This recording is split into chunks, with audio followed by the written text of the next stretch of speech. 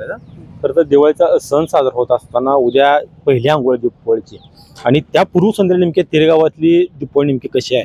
कारण या ठिकाणी सगळ्यात अगोदर पूर निर्माण झाली, सगळ्यात मोठी पूरस्थिती या गावाला मोठा फटका बसला होता. या लोकांच्या जमिनी गेल्या, घरं गेली, सरकारची मदत मिळाली असेल. मात्र नेमकी आजची दिवाळी उद्याची साजरी होत असताना या लोकांची मानसिकता काय काय परिस्थिती आहे ते आपण खरं तर जाणून घ्या. बाबा नमस्कार. नमस्कार. काय ना बाबा नाव काय नाव हंशध्वज बाबूराव जाधव. बरोबर. तिरेतले तुम्ही? तिरेतले. बरं. पूर आला होता, जमिनी या ठिकाणी पाण्यामध्ये गेली, 15 दिवस त्या ठिकाणी सगळं झालं. तर उद्या दीपावली साजरी होते. दीपावलीची पहिली अंघोळ होत असताना खरं तर तुमच्या ठिकाणी नदीकाठची जमीन पण गेली असेल. आता काय परिस्थिती आहे, उद्या दीपावली कशी साजरी करणार आहात काय? होत नाही. बरं पुरात संपूर्ण शेतच पुरात गेलेलं आहे सगळं. ऊस पाक पाण्याचं आहे. काय किती एकर शेत होतं? माझं तसं म्हणलं तर माझ्या स्वतःच्या नावावर म्हणलं तर 11 एकर जमीन होती. बरं. पाण्यात किती गेलो? पाण्याचा 11 एकर जमीन. काय होतं पाण्यात? ऊस होता, सगळा ऊस. जाणारा ऊस होता. हा जाणारा. साधारण किती टन ऊस गेला असता या वर्षी? कमीत कमी 500 टन ऊस गेला असता इकडे सिद्धनाथला. हा सिद्धनाथला 500 टन ऊस गेला असता. साधारण आपण 2,500 जरी कॅल्क्युलेशन काढलं तर 10 लाखाचा तुमचा ऊस या ठिकाणी होतोय. सरकारची मदत किती मिळाली? अजून मिळालीच नाही सरकारनं. ऊसाबद्दल काहीच दिलं नाही. ऊसाच काहीच नाही अजून. तुमचं घर विस्थापित झालं त्याचे 10,000 मिळाले. 10,000 दिले ती. आणि बाकीचं काय असेल तर ते झालं असेल. तर उद्याची दीपावळीचा पहिला सण साजरा होते. कशी आहे आता दीपावळी पहिली? कशी काढायची आता? काय करायला येत नाही ना सगळे. बरं. काहीच नाही दीपावळीच काय? मस्त. आता ते रानातली घाण तर वगैरे काढली का नाही? नाही अजून कुठं वापस नाही ना रानातली घाण काढायला. अजून वापस नाही राहणार. वल्लाय सगळे पाका. आणखीन काय शेतकरी आहेत? नमस्कार. नमस्कार. काय ना? तानाजी दगडू मल्लाव. बरोबर. इथले प्रॉपर पुराचा फटका कसा बसला म्हणजे काय परिस्थिती? पुराचा फटका असा बसला की आमच्या बाप दादाच्या पहिल्या पिढीपासून तिने एवढं पाणी कधी पहिले आलं तर थोडं, पण आम्हाला सांगायचे तेव्हा इशीला जरा लागलेलं मी सांगितलं. पण त्याच्यापेक्षा 4 पटीने पाणी आमच्या गावाला आलेलं आहे. अचानक ही पूर असा आला की कुणाच्या लक्षात म्हणजे कुणाच्या ह्याने असलं पूर येईल म्हणून असं नाही. हे असं पाणी आलं. या शेती वगैरे काय केलं याच्यामध्ये? शेती प्रत्येक आमच्या भावाची आहे. खाली ऊस गेलेला आहे सगळा. तिथे 3.5, 4, 5 एकर आहे. आमच्या पाहुण्याचा यांचा ऊस गेलेला आहे. हे आमच्या पाहुण्याचा. काय होतं शेतामध्ये? शेतात ऊस सगळं होता. किती ऊस होता बाबा? ऊस बी होता आणि दुसरी पिकं बी होती बारकी कांद्याची वगैरे. ती पूर्ण पाण्यात जाऊन 100% नुकसान झालेले आहे. त्याच्यावर आम्ही 3 एकर कांदा होता. ते विमो उतरलो होता आम्ही. शासनाने पैसे भरलेले आहेत. ती विमोच मिळाला नाही. विमो मिळायला पाहिजे नाही. पैसे भरून सुद्धा विमो देत नाही म्हणल्यावर मग कसं शेतकऱ्यांना जगायचं कसं? आता उद्याची दीपावळी साजरी होती. दीपावली साजरी म्हणजे कशी? आता शासनानं आम्हाला किट खायापुरती दिले, दीपावली करापुरती, पण सालभर जगाच कसं?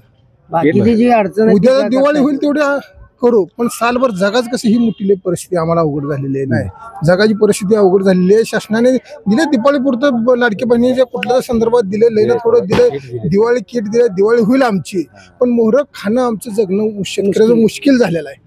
अवघड परिस्थिती आमची की असं 50, 60, 70 वर्षाच्या आजोबा सुद्धा म्हणते आमच्या बघण्यात एवढं पाणी बी आलं नाही, एवढं पाऊस बी कधी झालेला नाही. किती एकर कांदा होता? काय कांदा माझा 3 एकर होता. त्याचा मी विमा भरलेला आहे.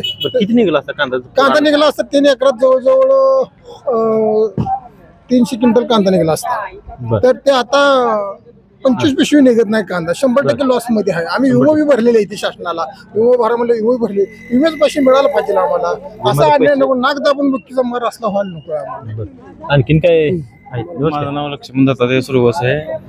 पाणी एवढं जे आलं त्याने सांगितले त्याच्या किती जास्त पाणी आलं. बर. आणि हो काही समोर माझा पत्र्या शेड आहे. त्या पूर्ण पत्र्या शेड मध्ये पाणी होतं. बर. आणि घराला लागलं. मी तुमचं विस्थापित त्या ठिकाणी झालं सगळं. विस्थापित झाल्यानंतर काय त्याची मदत वगैरे? मदत काय, परत आम्ही शेतात गेल्यावर राहायला. परत जाताना पण सगळे आमचा हालत झालेली. आणि माझं नदीकाठी शेत होतं. किती एकर शेत? नदीकडे 5 एकर आहे. काय होतं शेतामध्ये? शेतात ऊस होता. जाणारा लागण जाणार होता ऊस. किती एकर गेलं असतं? सगळंच गेलं पाण्यातून. काय सरकारची मदत त्याला काय? कायच नाही. सरकारी नियमाप्रमाणे किट तेवढं वाटलंय. या ठिकाणी काही तरुण शेतकरी दादा काय नाव दादा? इम्रान पठाणे इम्रान पठाण प्रॉपर कुठले इथले तिरतले. तिरतले.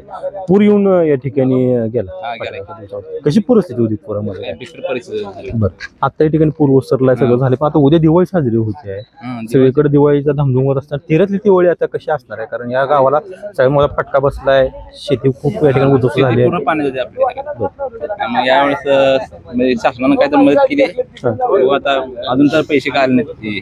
आणखी म्हणजे सरकार तर म्हणते की बाबा आम्ही शेतकरी दिवाळी गोड करू बाकीच्या जिल्हे आपल्या जिल्हा अजून आणणार होते नाही आणखी का? जिल्ह्यात आलंच नाही. नाही आपल्या जिल्ह्यात. किती नुकसान झालं साधारण भरपूर पुरं पाण्यात होतं आपलं काय बरं पूर्ण पाण्यात होतं. किती एकर आहे? आपल्या चुलत्याचं एक आहे आमचं एक आहे किती एकर किती एकर 2 एकर होतं. काय होतं शेतामध्ये कांदा लावला होता दोघांनी. सगळा कांदा होता कांदा होता कांदा पूर्ण कांदा कांदा जर पूर आला नसता तर किती झाला असता कांदा काय काय बघायला भाव असला तर भाव तर नाही कांद्याला अरे आज जर ही पूर आला नसता तर किती झाला असता तरी? काय 50-60 लाख 1 लाख रुपये आला असतं. लाख रुपये झाला असता. सरकारची मदत या ठिकाणी काय नाही या ठिकाणी काय आणखीन ग्रामस्थ आहेत नमस्कार मी इथला नाही इथलं नाही प्रॉपर नाही तिरत नाही प्रॉपर तर हे इथले तिरतले शेतकरी होते खरं तर भयानक परिस्थिती या ठिकाणी शेतकऱ्यांनी सांगितलेली आहे शासन एकीकडे सांगतंय की मदत शेतकऱ्यांना करू शेतकरी दिवाळी गोड करू आणि इथलं वास्तव पाहायला गेलं तर उद्याचे महाराष्ट्रामध्ये सगळीकडे दिवाळी साजरी होत असताना मात्र पूरग्रस्त भागातल्या शेतकऱ्यांनी दिवाळी मात्र खरंच अंधाकर्मय असले या ठिकाणी दिसून येते एकंदरीत काही त्यांचं नुकसान झालेलं आहे ते नुकसान न भरून येणार आहे शासनाने जरी त्यांची दिवाळी गोड करण्याचा प्रयत्न केला गेला असला तरी 4 दिवस जातील मात्र पुढची त्यांचं भविष्य असणारं शेतीवर असणारं भविष्य हे मात्र सध्या तरी उजळून झाले या ठिकाणी दिसून येते कॅमेरामॅन तेजससह बालाजी फुवारे परिवर्तन न्यूज तेरे कॅमेरा कसा झाला मला बघू दिला आता